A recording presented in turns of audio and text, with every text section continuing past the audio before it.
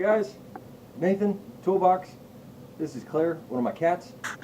Get right into this.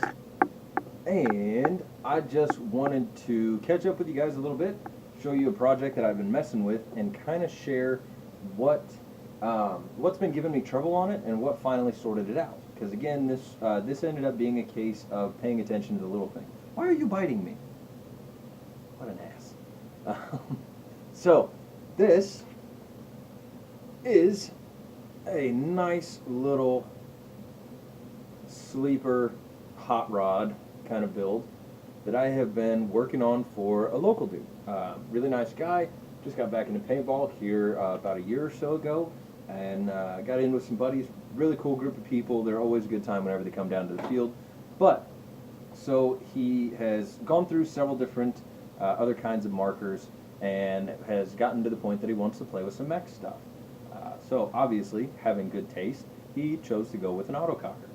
So he asked me to build him a mech, and the problem that I was running into, went through, retuned everything, polished everything out. Like I said, we were going for kind of a sleeper hot rod type thing.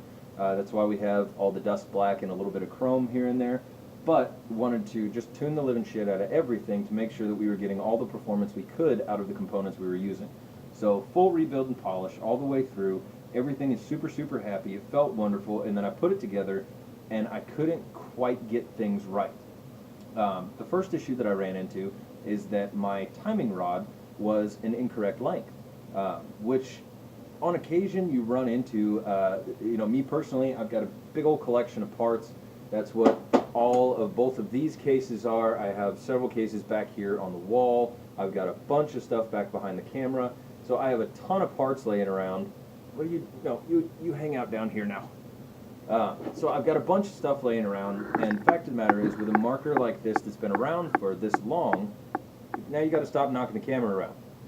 With a marker like this that's been around this long, most of the stuff is fairly, I don't want to say basic, but it uses a bunch of standard American threadings and sizes and all this stuff. So it's all stuff that's very easily accessible for most of us to get. So with that being said, there's some parts out there that have been made, in people's garages and whatnot. Half the time that's what I have to do to get something to work right. So that's what I ran into, is that every timing rod that I worked with just wasn't quite the correct length. So I ended up having to make a timing rod for it, which really not a huge deal. Made a timing rod for it, thought I had everything settled out correctly, but forgot to precisely check that my timing rod was bent at a 90-degree angle. So it was pretty close, but I put everything together probably 2 or 3 different times and could not for the life of me figure out why in the world the timing rod was binding so badly. So after doing a little bit more looking and putting it into a vise and checking my angles out a little bit more accurately, come to find out my timing rod was not quite at 100% 90 degrees on the timing rod. So you're just working with 1/8" steel rod, threaded 632 on one end. If you're using, say, an Inception or some of the other 3-ways out there, they are threaded in 540, which is a much finer thread, so you get a little bit more adjustment, or at least less pivot per adjustment, I guess you could say. But that was what I ended up running into. And this thing, I don't know about you guys, but sometimes when I get in a funk or get frustrated with a marker, it puts me in a funk.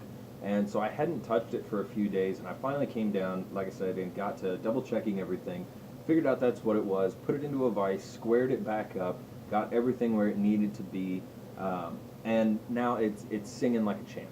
So I just wanted to share that with you guys. Like I said, really neat little kind of sleeper hot rod build with a couple touches of chrome here and there, mostly dust black.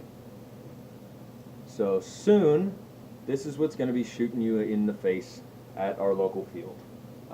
So it's another one of those cases where really taking into account the small details of certain things makes a big difference. And sometimes I get in a hurry thinking that I can, it's no big deal, it's just a stock build, I can put everything together really quickly. And, every once in a while, even I overlook stuff. It's not a big deal.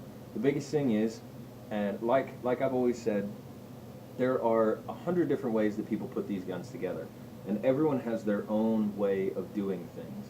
And I've always said that, you know, if you're gonna be putting together an autococker, especially if it's something that hasn't come across my bench before, or something that I haven't built, everything comes apart.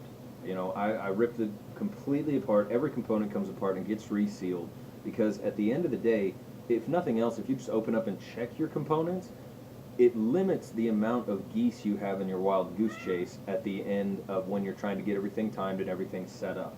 Well, that was something that I ran into here. I thought I had everything covered, and I didn't double check my own work.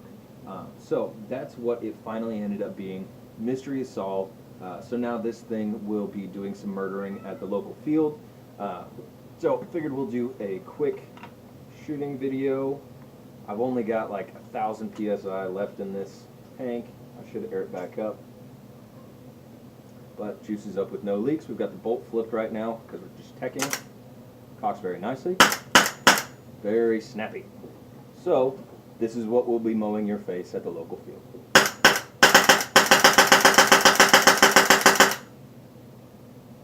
There she is, guys. We'll talk to you next time.